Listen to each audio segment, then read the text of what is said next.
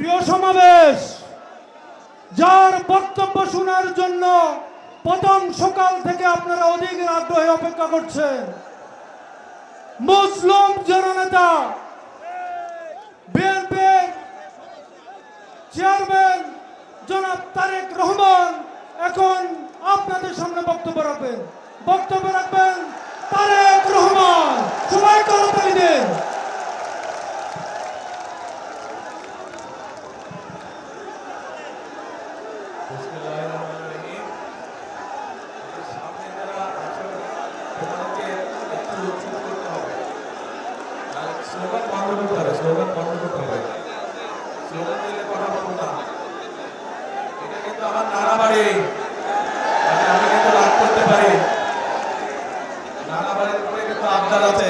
কাজে একদম চুপ শান্ত হয়ে বসতে হবে। শান্ত হয়ে না বসলে কথা বলবো না। একদম শান্ত হতে হবে। শান্ত না হলে তাহলে কথা বলবো না। এই তাহলে আমি বসে গেলাম, কোনো কথা বলবো না।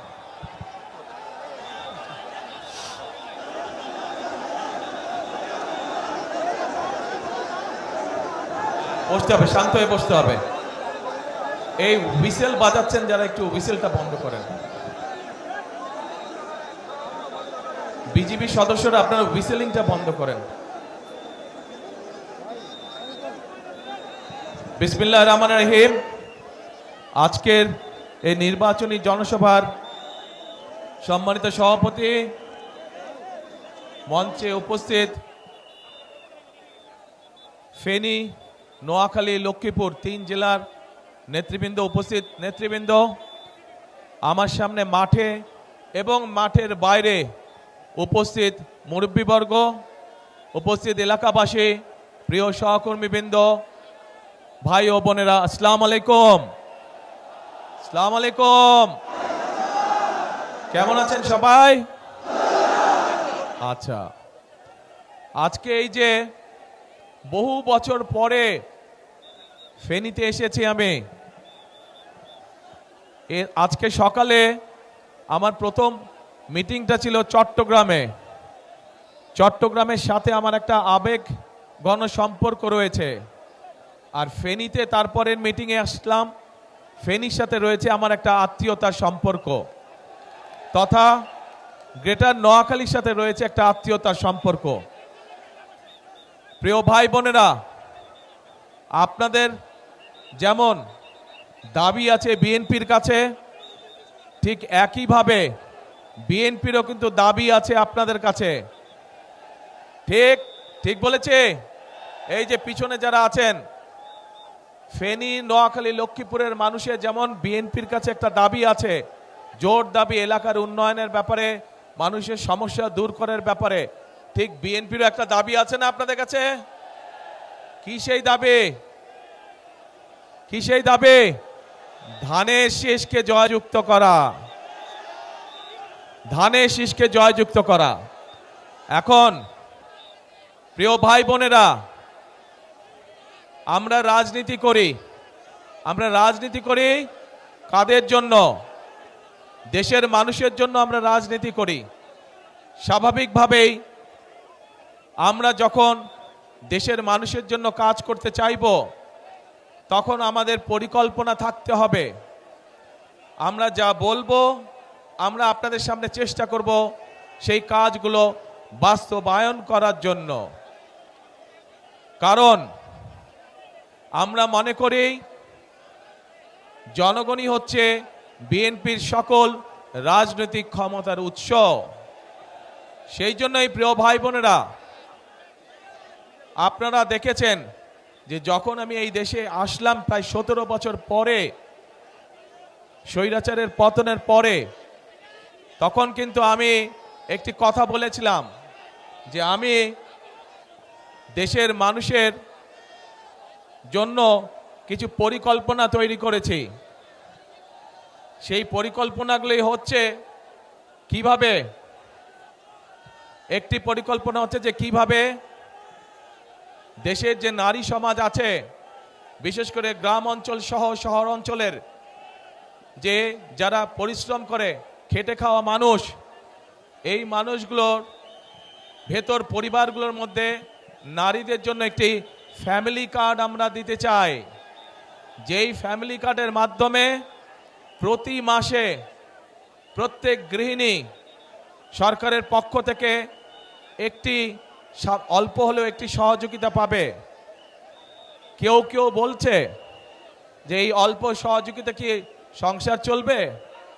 আমরাও জানি চলবে না, কিন্তু 4 সপ্তাহে, 1 মাসে 4 সপ্তাহ, অন্তত 1 সপ্তাহের সহযোগিতাও যদি আমরা করতে পারি সরকারের পক্ষ থেকে, তাহলেও তো অনেক মানুষের জন্য সেটি একটি অনেক বড় সুবিধা, তাই নয়? রাইট। তারপরে আসেন, আরেকটি পরিকল্পনা গ্রহণ করেছি।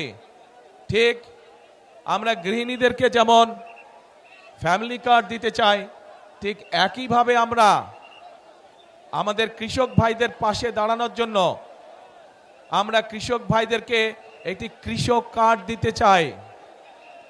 এই কৃষক কার্ডের মাধ্যমে আমরা সার, কীটনাশক ঔষধ, বীজ এটি আমরা কৃষকদের হাতে সরাসরি পৌঁছে দিতে চাই। প্রিয় ভাই বোনেরা, এর বাইরে এই যে মজনু একটু আগে বলল যে ফেনীতে একটি মেডিকেল কলেজ দরকার, ইনশাল্লাহ আমরা মেডিকেল কলেজ করব, কিন্তু একই সাথে আমরা আপনারা যাতে চিকিৎসা সুবিধা পান, বিশেষ করে গ্রামের মানুষ, বিশেষ করে মহিলা এবং নারীরা এবং শিশুরা যাতে করে চিকিৎসা সুবিধা পায়, তার জন্য আমরা সারা দেশে গ্রামে গ্রামে হেলথ কেয়ারের আমরা দিতে চাই। এই হেলথ কেয়ারেরটা কি? এখানে অনেক মুরব্বী উপস্থিত আছেন, আপনাদের মনে আছে শহীদ জিয়ার সময় পল্লী চিকিৎসক ছিল না? পল্লী চিকিৎসক নাম শুনেছেন? কারাগারে শুনেছেন? হাত তুলেন থেকে। এই তো পল্লী চিকিৎসক, ওই যে পিছন দিকে পল্লী চিকিৎসক নাম শুনেছেন? এই জনসভার পিছন দিকে, এই যে রাস্তার ওখানে সাইডে, আপনারা শুনেছেন পল্লী চিকিৎসক? আচ্ছা, এই পল্লী চিকিৎসকের মতন, ধন্যবাদ, হাত নামান। এই পল্লী চিকিৎসকের মতন আমরা হেলথ কেয়ারে দিতে চাই, যাদের কাজ হবে ঘরে ঘরে মা বোনদের কাছে স্বাস্থ্য সেবা যাতে পৌঁছে দিতে পারে, যাতে করে ছোটখাটো অসুখ বিসুখের চিকিৎসা এই হেলথ কেয়ারের মা বোন এবং শিশুদেরকে ঘরে ঘরে গিয়ে সেবা দিবে। তাদেরকে কষ্ট করে আসতে হবে না হাসপাতালে, যদি বড় কোনো, আল্লাহ না করুক, বড় কোনো অসুখ বিসুখ না হয়। এরপর আমরা আরেকটি কর্মসূচি পালন করতে চাই। প্রিয় ভাই বোনেরা, আপনাদের মনে আছে এই 1 বছর, 1.25 বছর আগে হঠাৎ করে একটা বন্যা আসলো, ফেনী নদীর পানি দিয়ে আসলো না? আপনারা বহু মানুষের এই ফেনী, লক্ষ্মীপুর, তারপরে নোয়াখালীর বহু অঞ্চল, বহু মানুষের ঘর বাড়ি নষ্ট হয়ে গেল, জমির ফসল নষ্ট হয়ে গেল, গবাদি পশু, হাঁস মুরগি নষ্ট হয়ে গেল, হয়েছে না? আমরা সারা দেশে খাল খনন শুরু করতে চাই। খাল খনন করবেন আপনারা? কি ভাই পিছনে যারা আছেন খাল খনন করবেন? এই যে পিছনে দেখি না তো, ওই যে খাল খনন করতে চান? তাহলে আমরা খাল খনন করবো ইনশাল্লাহ। খাল খনন করলে কি উপকার হবে এলাকার মানুষের? কি ভাই হবে? আচ্ছা ইনশাল্লাহ, তাহলে আমরা খাল খনন করব। ঠিক একইভাবে আরেকটি পরিকল্পনা আছে আমাদের। সেই পরিকল্পনাটি হচ্ছে, আমাদের সমাজে বহু তরুণ এবং যুবক আছে, যুব সমাজের, এদের অনেকেরই চাকরি বাকরি কর্মসংস্থানের ব্যবস্থা নেই। আমরা এই মানুষগুলোর জন্য চাকরি বাকরি কর্মসংস্থানের ব্যবস্থা করতে চাই। তার জন্য আজকে চট্টগ্রামে বলেছি, আপনারা শুনেছেন ইপিজেড আছে চট্টগ্রামে, এরকম ইপিজেড চট্টগ্রামে যেমন হয়েছে শহীদ জিয়ার সময়, দেশনেত্রী খালেদা জিয়ার সময়, ঠিক একইভাবে এরকম ইপিজেড ইনশাল্লাহ আমরা ফেনী অঞ্চলেও নিয়ে আসতে চাই, যাতে করে এই এলাকার মানুষ সেই সব মিল ফ্যাক্টরিতে চাকরি সংস্থান করতে পারে। শুধু এটাই নয়, আমরা চাই আমাদের এই এলাকার অনেক মানুষ, উপজেলা পর্যায়ে, গ্রাম পর্যায়ের অনেক তরুণ যুবকরা বিদেশে যায় না আপনাদের এখান থেকে? কিন্তু এই মানুষগুলোকে যদি একটু ট্রেনিং দেওয়া যায় বিভিন্ন বিষয় এবং ভাষা শিক্ষা দেওয়া যায়, তাহলে আপনাদের এই যে বিদেশে যান তার জন্য আরো ভালো বেতনের ব্যবস্থা করা যায়, ভালো বেতনের চাকরি আপনারা সংস্থান করতে পারবেন। সেজন্য আমরা চাই আমাদের তরুণ যুবকদেরকে বিভিন্ন রকম ট্রেনিং দিয়ে এবং ভাষা শিক্ষা দিয়ে আমরা তাদেরকে বিদেশে পাঠাতে চাই। তাতে তারও লাভ হবে, দেশেরও লাভ হবে, কারণ সে তখন ভালো বেতনের চাকরি করতে পারবে এবং একই সাথে সে দেশের জন্য বেশি পরিমাণ বৈদেশিক মুদ্রা পাঠাতে পারবে, যা দিয়ে আমরা দেশের মানুষের জন্য মিল কারখানা ব্যবস্থা করতে পারবো। প্রিয় ভাই বোনেরা, এই যে যেই পরিকল্পনাগুলো আপনাদের সামনে তুলে ধরলাম, এই পরিকল্পনাগুলো কি আপনারা মনে করেন এগুলো বাস্তবায়ন করতে পারলে দেশের মানুষের ভাগ্যের পরিবর্তন ঘটবে? কি মনে করেন আপনারা? পরিকল্পনাগুলো ঠিক আছে কি ভাই বোনেরা? পরিকল্পনা ঠিক আছে? আচ্ছা, ঠিক আছে। তো পরিকল্পনা যদি এখন ঠিক থাকে, পরিকল্পনা যদি ঠিক থাকে তাহলে এই পরিকল্পনা আস্তে আস্তে কথা শুনতে হবে, তো কথা শুনতে হবে। এই পরিকল্পনা যদি বাস্তবায়ন করতে হয় তাহলে তো আপনাদের সাহায্য না হলে, আপনাদের সহযোগিতা না থাকলে তো আমরা এই পরিকল্পনা বাস্তবায়ন করতে পারবো না। আপনাদেরকে সহযোগিতা করতে হবে, অর্থাৎ আপনাদের সমর্থন ধানের শীষের পক্ষে থাকতে হবে। আপনারা যদি ধানের শীষের পক্ষে সমর্থন দেন, ধানের শীষ নির্বাচিত হলে আগামী 12 তারিখের নির্বাচনে, তাহলেই যেই পরিকল্পনার কথাগুলো আপনাদের সামনে বলেছি, এই পরিকল্পনাগুলো আমরা বাস্তবায়ন করতে পারবো। প্রিয় ভাই বোনেরা, আপনারা দেখেছেন সারা দেশের মানুষ সাক্ষী আছে কিভাবে গত 15 বছর মানুষের কথা বলার অধিকারকে দাবিয়ে রাখা হয়েছিল, কিভাবে মানুষের ভোটের অধিকারকে দাবিয়ে রাখা হয়েছিল। প্রিয় ভাই বোনেরা, 2024 সালের 5ই আগস্ট ছাত্র জনতার আন্দোলনের মুখে সেই স্বৈরাচার পালিয়ে যেতে বাধ্য হয়। আজ একটি পরিবর্তনের সময় এসেছে। আজকে এই সবার মধ্যে দাঁড়িয়ে আমি হয়তো আপনাদের সামনে আমাদের অন্য রাজনৈতিক প্রতিপক্ষ যারা আছে সেই প্রতিপক্ষদের সম্পর্কে হয়তো অনেক কথা বলতে পারতাম, কিন্তু সেই প্রতিপক্ষদের সম্পর্কে যদি আমি কথা বলি তাতে জনগণের কি কোনো লাভ হবে? জনগণের কোনো লাভ হবে না। জনগণের লাভ তখনই হবে যখন আমরা পরিকল্পিতভাবে খাল খনন করতে পারবো। জনগণের লাভ হবে যখন আমরা পরিকল্পিতভাবে আপনাদেরকে স্বাস্থ্য সেবা দিতে পারবো। জনগণের লাভ হবে যখন আমরা আমাদের তরুণ যুবক তরুণদের জন্য, মা বোনদের জন্য আমরা কর্মসংস্থানের ব্যবস্থা করতে পারবো। জনগণের লাভ হবে যখন আমরা আপনাদের জন্য রাস্তাঘাট, ব্যবসা বাণিজ্য অর্থাৎ আইন শৃঙ্খলা সঠিক রাখতে পারবো, তখনই জনগণের লাভ হবে। রাজনৈতিক প্রতিপক্ষ সম্পর্কে অনেক কথা বলা যায়, কিন্তু তাতে জনগণের লাভ কোনোই হবে না। প্রিয় ভাই বোনেরা, আসুন 5ই আগস্টের পরে দেশের মানুষ পরিবর্তন চায়। যেই পরিবর্তনের ফলে দেশের মানুষের সমস্যা ধীরে ধীরে কমে আসবে।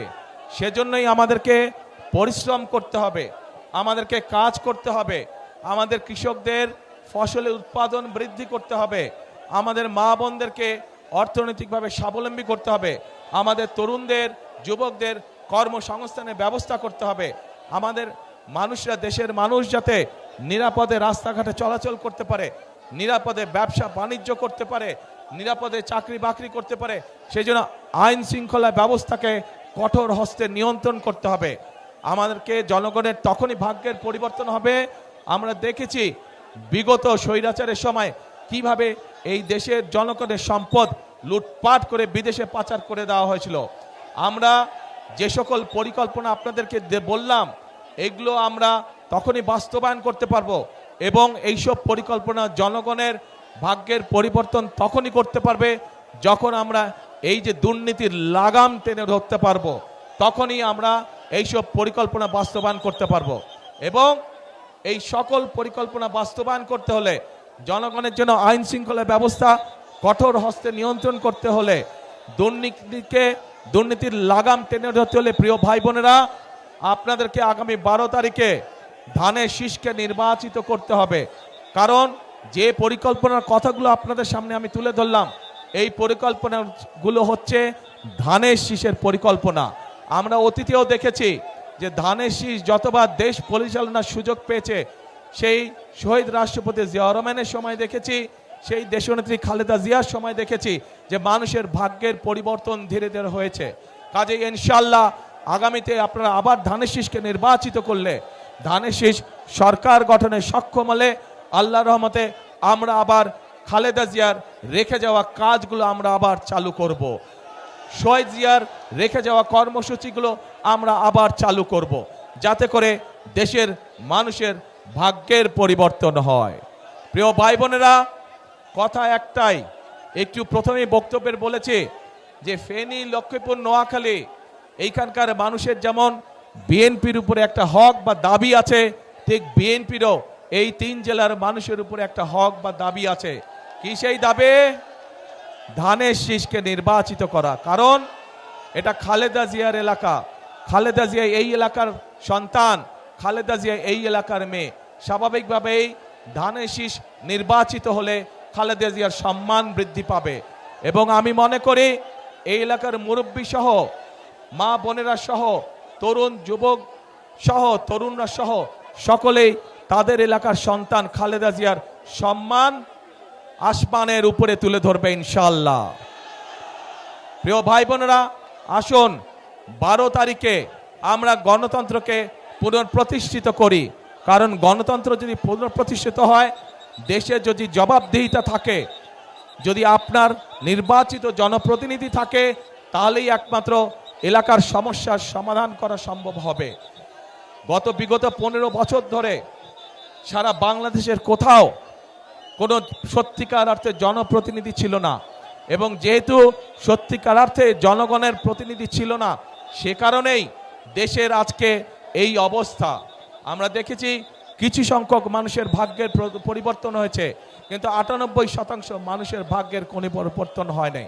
আমাদের কাজ হচ্ছে গ্রামের, দেশের খেটে খাওয়া মানুষের ভাগ্যের পরিবর্তন করা।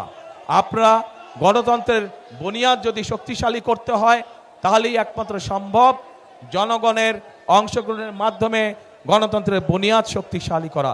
এবং গণতন্ত্রের বুনিয়াদ যত শক্তিশালী হবে, তত মানুষের ভাগ্যের পরিবর্তন হবে।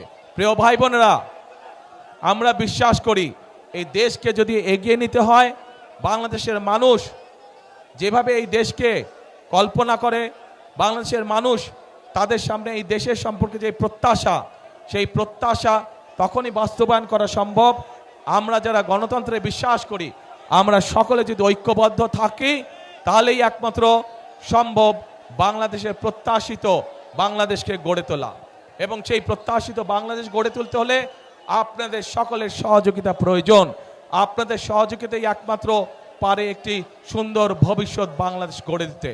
সেজন্যই আমি সবসময় একটি কথা বলি, করব কাজ, কে করব কাজ, গড়ব দেশ, সবার আগে বাংলাদেশ। আবার বলি, করব কাজ, সবার আগে বাংলাদেশ। প্রিয় ভাই বোনেরা, এই যে এখানে দাঁড়ান, তো আপনারা সামনে আসেন সবাই, আপনারা প্রার্থীরা সব এখান দিয়ে দাঁড়ান, দাঁড়ান এখান দিয়ে, এটা লাগবে না, সরি অপু, এটা লাগবে না। এই যে এই মানুষগুলোকে আমি আপনাদের কাছে দিয়ে গেলাম, এদেরকে আপনারা 12 তারিখের ভোটে ধানের শীষে ভোট দিয়ে জয়যুক্ত করবেন। তাদেরকে জয়যুক্ত করলে তারা আপনাদের কাছে জবাবদিহি করতে বাধ্য থাকবে। এলাকার সমস্যার সমাধানের জন্য তাদের কাছে যাবেন, তাদের সাথে কথা বলবেন, তাদেরকে বলবেন এলাকার সমস্যার সমাধান করতে।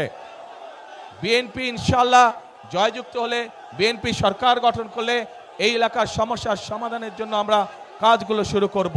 প্রিয় ভাই বোনেরা, জি বসেন। প্রিয় ভাই বোনেরা, এই দাঁড়াও না ভাই, তোমরা দাঁড়াও না। প্রিয় ভাই বোনেরা, কথা একটাই, আমাদেরকে দেশকে গড়তে হবে। এই দেশ যদি আমরা না গড়তে পারি, তাহলে আমাদের ভবিষ্যৎ, বংশধরদের ভবিষ্যৎ আমরা গড়ে তুলতে পারবো না। কাজে আসুন, এই দেশ আমার, আপনার, আমাদের সকলের শেষ ঠিকানা। এই দেশেই আমাদের জন্ম, এই দেশেই আমাদের মৃত্যু, এই দেশই আমাদের প্রথম ঠিকানা, এই দেশই আমাদের শেষ ঠিকানা। সেই জন্য এই দেশকে গড়ে তুলতে হলে আমাদের সকলকে ঐক্যবদ্ধ থাকতে হবে, আমাদের সকলকে একসাথে কাজ করতে হবে। 12 তারিখের নির্বাচনে এই দাঁড়াও না ভাই,